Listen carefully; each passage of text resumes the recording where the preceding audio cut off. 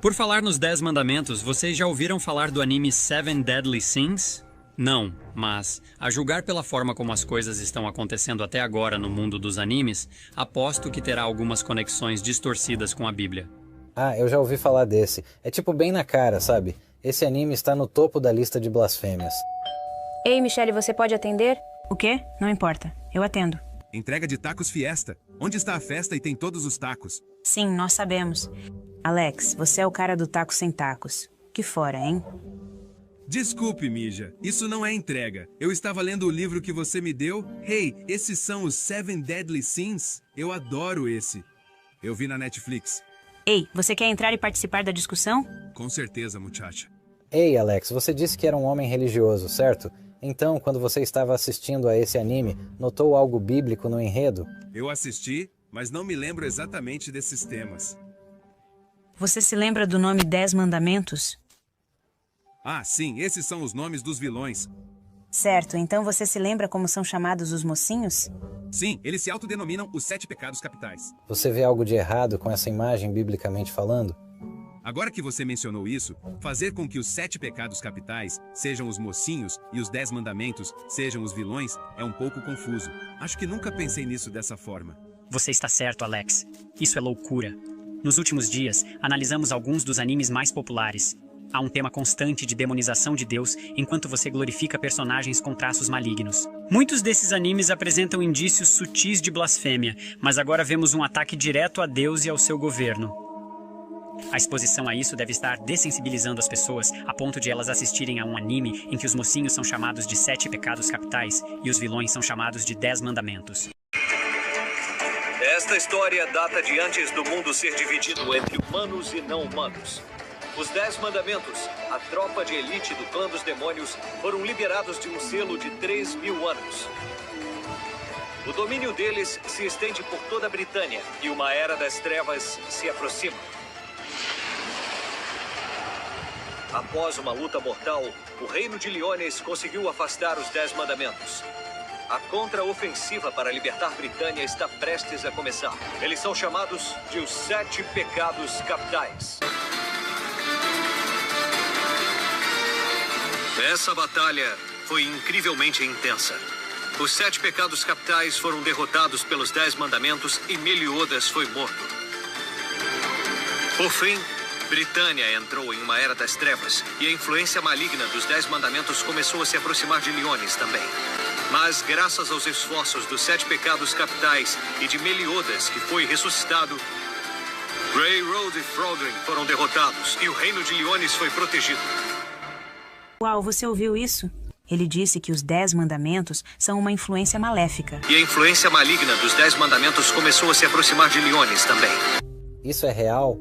Os mocinhos da série são literalmente chamados de ira, orgulho, luxúria, gula, preguiça, inveja e avareza. E eles também usam a bruxaria elemental e seus poderes pecaminosos como um ataque aos 10 mandamentos e a sua missão de erradicá-los. É por isso que a Bíblia diz em Isaías 5:20: Ai daqueles que chamam o mal de bem e o bem de mal, que trocam as trevas por luz e a luz por trevas, que trocam o amargo por doce e o doce por amargo. Ótimo verso, Keith. Jesus faz uma advertência severa a qualquer pessoa que desvia as crianças do caminho. A Bíblia diz em Mateus 18, versículo 6: Mas qualquer que fizer pecar um destes pequeninos que creem em mim, melhor lhe fora que se lhe pusesse ao pescoço uma grande pedra de moinho e se submergisse na profundeza do mar.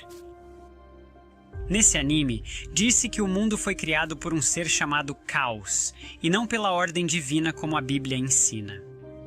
Em todos os níveis, esse anime é um ataque direto a Deus. Afirma-se que o Caos criou a divindade suprema e o rei demônio, e da mesma forma que todos os outros animes que discutimos, que têm o tema de uma árvore sagrada, este segue o exemplo. Ele é conhecido como a terceira prole, e o Caos é o criador de todos os humanos. O rei demônio é o governante do purgatório e rei do clã dos demônios. Foi ele quem criou os 10 mandamentos. Mandamentos não são só poderes mágicos. São maldições que nós, os 10 mandamentos, recebemos do rei dos demônios. Elas não podem ser quebradas. Então aquele que criou os 10 mandamentos é um demônio? Essa crítica a Deus está associando a palavra demônio aos 10 mandamentos, atribuindo a Deus o título de mal supremo, que é exatamente o que Lúcifer, ou mais conhecido como Satanás, fez no céu. Oh, uau! Nunca pensei nisso dessa forma. Sim, essa visão satânica da lei de Deus faria com que qualquer pessoa visse Deus como um ditador tirânico, em vez de vê-lo como um governante supremo e amoroso.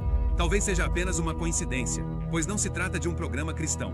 Mas eu perguntaria, então por que os cristãos estão assistindo?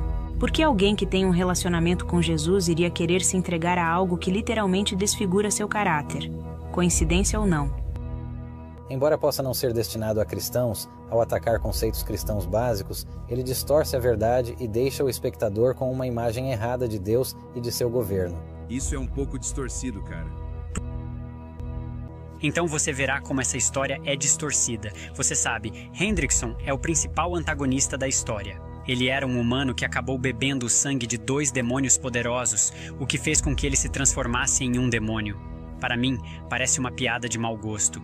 Mas se você colocar seus óculos bíblicos, poderá ver que ele é um tipo de Cristo gnóstico. A ocupação de Hendrickson era de mestre. Ele era um cavaleiro sagrado e um sacerdote. Ele chama todos os outros druidas de seus apóstolos. As mulheres druidas se tornam apóstolas das deusas. E os homens se tornam sacerdotes que ajudam elas, não é? Essa é só uma parte. Quase todos os druidas são apóstolos, e eu era um deles.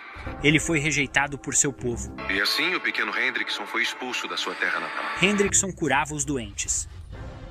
Por favor, tente não exagerar. Ainda está sentindo dor? Ele expulsa demônios. Alma não natural! Suma! Expurgo! Ele ressuscitou druidas dos mortos. Com quem ele se parece? O corpo dele é negociado por um preço alto no mercado negro há quase 200 anos. E eu o comprei e lhe dei uma vida temporária. Uma técnica proibida passada pelas gerações, escravizar os mortos.